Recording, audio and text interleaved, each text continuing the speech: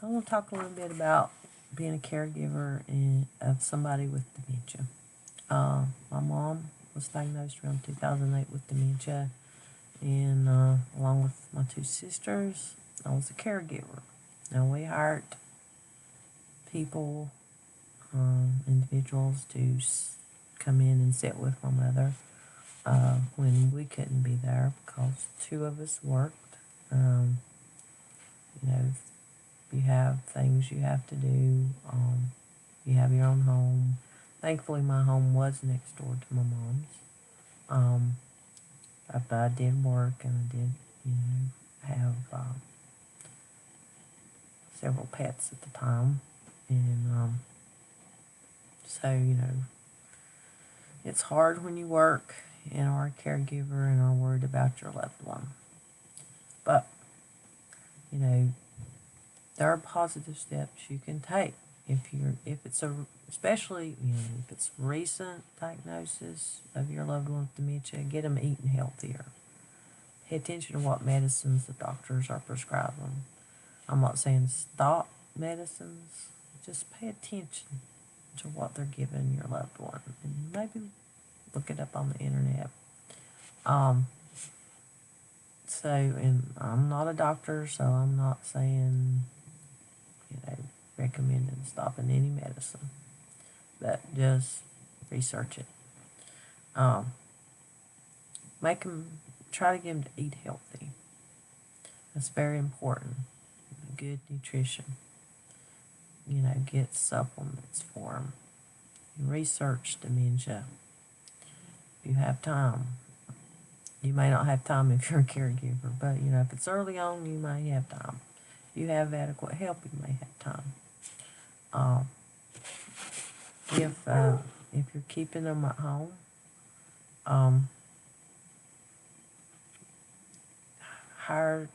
try your best to hire trustworthy people, but be aware even if you trust them, they may not be trustworthy. Get a camera put up, so you can kind of watch it. Nowadays, there's technology you can watch from your phone. Some security places have that ability, where you can monitor through your security system. They can put cameras up, so that's options.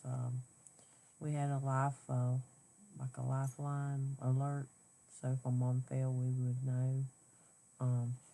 So there's things like that you can do, but you need to do proactive things as soon as you can. If you don't have power of attorney, financial and helps too. I know somebody needs to get for your loved one, because you will need that.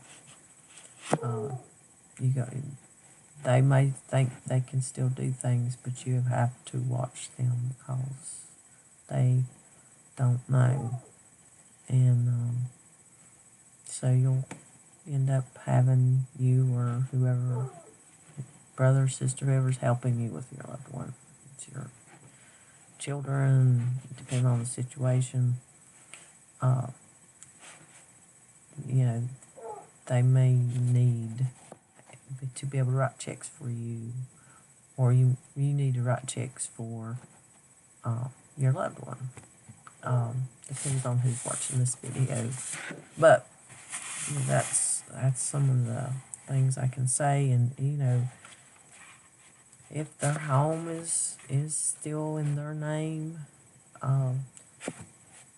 especially if it's early on, go ahead and do proactive things, get it out of their name. I wish I had done that with my mom. Her house wouldn't be sold today if we'd done that.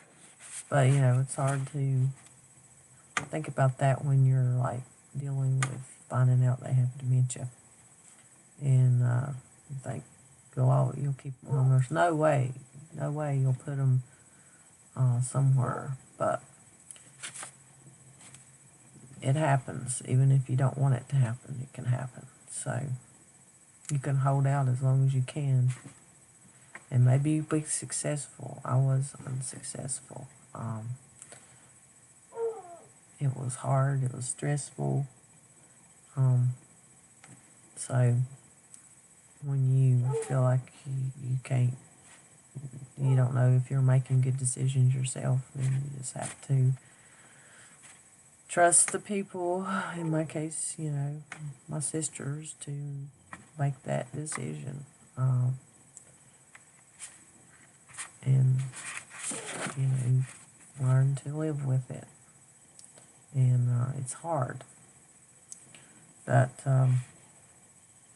if you do get their home out of their name, then you might have a chance of keeping it. I mean, if you have plenty of money, private pay, don't worry about it. But my mom was on Medicaid. She didn't have plenty. Well, she never had plenty of money, but she did have savings, and that helped us keep her home a long time. It was still stressful though, because there wasn't enough savings to provide 24/7 care, so we had to stay with her at night, rotate nights. And if you have your own home, in my case of my sisters, they had husbands. I did have a fiance living with me at the time, but that was my mistake. But you still have, if you do have a separate household, you have things you need to do with that household. And when your loved one, depending on who it is, in my case it was my mom, gets dementia, they don't understand always what's going on. Most likely they won't understand, or in time they won't understand. So it's very overwhelming at times, and very hard. You won't understand. Like, you'll keep telling them. My case, my mom, she wanted to go home all the time, but she was at her home, so that's hard to understand. And you like keep telling them they're home, they're home, they're home. And if you Google that, if you haven't Googled that, they say they just want to be somewhere safe. And I'm sure what that means is, think about it. If you don't remember stuff, it's probably pretty scary. And you are wanting to be in a safe place. Even if you are in your own home, but you don't really remember it's your home, that's got to be scary. So, and of course, if somebody wants to go home, what are they going to do? They're going to pack. So there's a lot of packing. And I'm not talking about with a suitcase. I mean, that's probably possible. My mom just got the plastic bags you get at the grocery store, or the Walmart, or wherever. And she would just put stuff in it. She might pack all her silverware. Or she might pack all her wash rags. She might pack towels. She might pack clothes. She might pack, just different things she packed. And it's hard when you're, and then the cooking.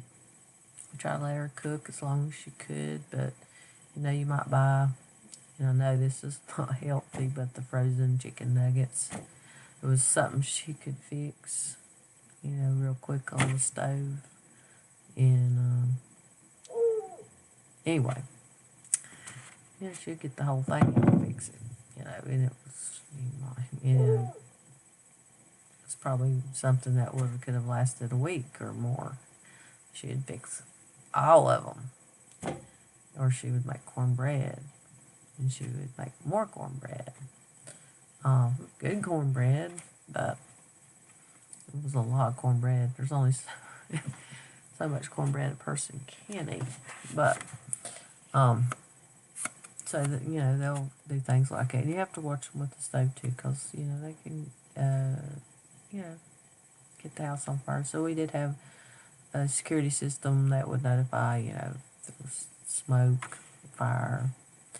And like I said, there was a lifeline we kept on her. And I did put you get a camera off like Amazon that's like wireless. And since my house was like right next door to my mom's, I had Wi-Fi at my house, and I had it daisy chained out there at hers with the router.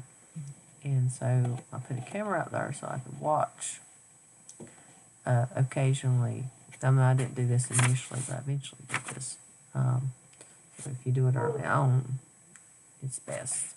So I could peep in and see what the caregiver that we hired was doing, which usually is just sitting reading the book, or just sitting. And the thing about hiring people, you would think uh,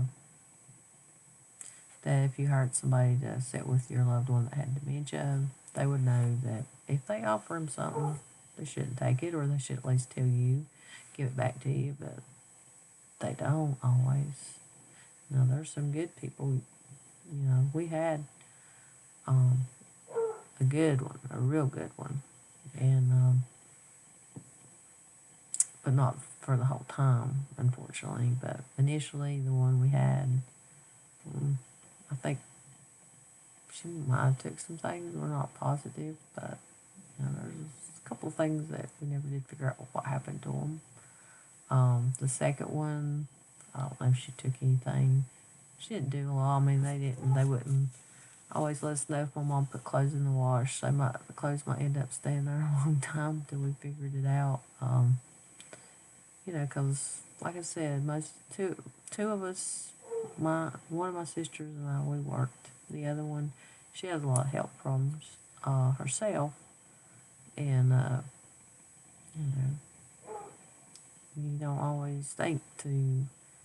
I guess you think that the person that you hire and are paying money to might do stuff like that, but they don't always. If you're lucky, you'll get a good one.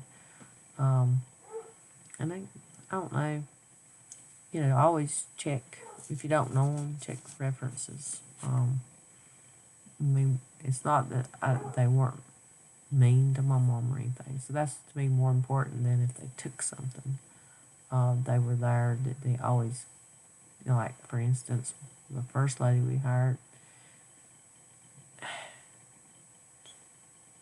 somehow she let my mom come out here and turn my puppy dog that that got loose out of my fenced yard.